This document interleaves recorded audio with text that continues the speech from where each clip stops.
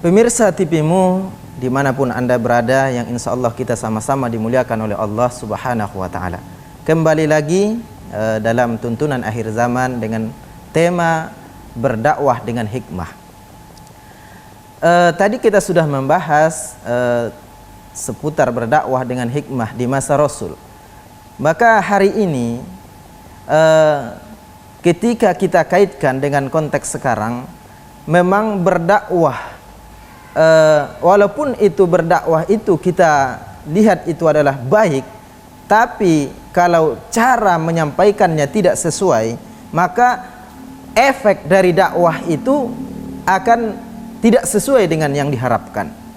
Maka menjawab ini, Perserikatan Muhammadiyah hadir sebagai jawaban dari salah satu ayat yang terdapat dalam surah Al-Imran 104 misalnya, yang berbunyi a'udzubillahi minasyaitonirrajim, bismillahirrahmanirrahim, wal takum minkum ummatu yad'una ilal khair wa ya'muruna bil ma'ruf wa yanhauna 'anil munkar wa ulaika humul muflihun.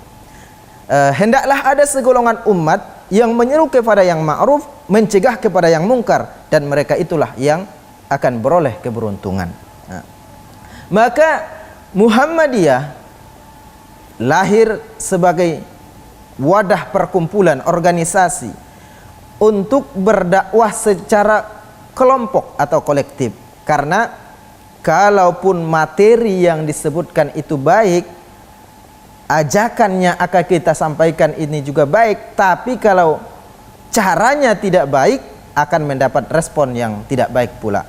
Maka contoh kita kasih, ketika kita berdakwah di komunitas orang yang mabuk-mabukan misalnya, kalau kita berdakwah dengan sendirian, walaupun kita mengatakan yang benar, kita akan bisa-bisa kita dikeroyok habis. Tapi kalau kita punya komunitas, punya jamaah, punya organisasi, ketika kita berdakwah di kalangan seperti misalnya kelompok orang-orang yang melakukan pelanggaran-pelanggaran agama, melakukan yang dilarang oleh Allah dan Rasul, kalau dalam berdakwah dengan organisasi, maka mereka tidak akan berani berbuat macam-macam. Kenapa? Karena membawa nama wadah organisasi dengan perkumpulan yang besar. Kalau kita hanya sendirian, kita bisa-bisa kepalan tenju bisa melayang. Tapi kalau dalam bentuk perkumpulan yang besar dan menyampaikan dengan cara yang benar juga, insya Allah akan diperhitungkan. Maka ini adalah salah satu contoh kasus dengan berdakwah dengan hikmah, berdakwah dengan bijaksana. Tapi sekarang ini pemirsa TV-Mu yang dimuliakan oleh Allah, terkadang istilah berdakwah dengan hikmah ini juga ada yang mempelesetkan. Dengan istilah bijaksana ini bijak sini. Apalagi sekarang orientasi dakwah sudah mulai beralih fungsi, yang mana ada yang menjadikan dakwah itu adalah sebagai ladang meraih keuntungan yang sebesar-besarnya. Nauzubillahi min zalik. Yang seharusnya dakwah ini adalah kewajiban bagi setiap individu kaum muslimin itu sendiri. Karena Nabi berpesan kepada umatnya, balighu anni walau ayah, sampaikan olehmu walaupun satu ayat. Maka alangkah kelirunya kalau ada orang yang menjadikan dakwah sebagai bisnis. Nah, oleh karenanya kembali kepada dakwah dengan hikmah, dengan bijaksana.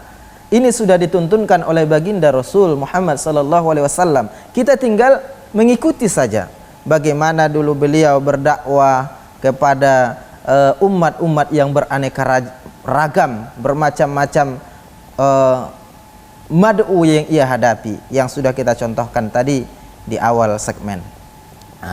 Nah, kembali kepada dakwah dengan hikmah ini, yang mana kita sudah diwajibkan oleh Allah Subhanahu wa Ta'ala untuk menyampaikan yang benar. Qulil haq walau kana murran, katakan yang hak walaupun itu pahit. Nah, ini tentu perlu keistiqomahan, perlu keberanian yang kuat. Hari ini coba kita lihat di media banyak beredar, hari ini dia ngomong A, besok dia sudah ngomong yang lain. Kenapa? Padahal dia itu kita lihat yang diagung-agungkan, diustad-ustadkan, tapi kenapa dia bisa berubah tidak istiqomah? Ini karena dia tidak mengikuti sebagaimana dulu Rasul berdakwah. Kalau kita lihat Rasul berdakwah, jamaah yang dimuliakan oleh Allah, luar biasa. Hari-hari beliau berdakwah, hartanya dikorbankan, tenaganya dikorbankan, bahkan apa yang ia miliki ia rela untuk dikorbankan. Kalau hari ini kita harus berusaha semaksimal kemampuan kita untuk mengikuti bagaimana dulu Rasul berdakwah, dengan harapan, karena harapan dalam berdakwah ini tentunya bagaimana supaya mad'u bisa paham atas materi ajakan-ajakan untuk menuju ketaatan kepada Allah dan Rasul. Dan hasilnya apa? Hasilnya adalah mampu melaksanakan pesan-pesan dakwah tersebut sehingga menjadi orang yang soleh. Kalau tujuan daripada dakwah bil hikmah tadi adalah untuk membentuk pribadi yang soleh, pribadi, kelompok, masyarakat, negara dalam cakupan yang lebih besar.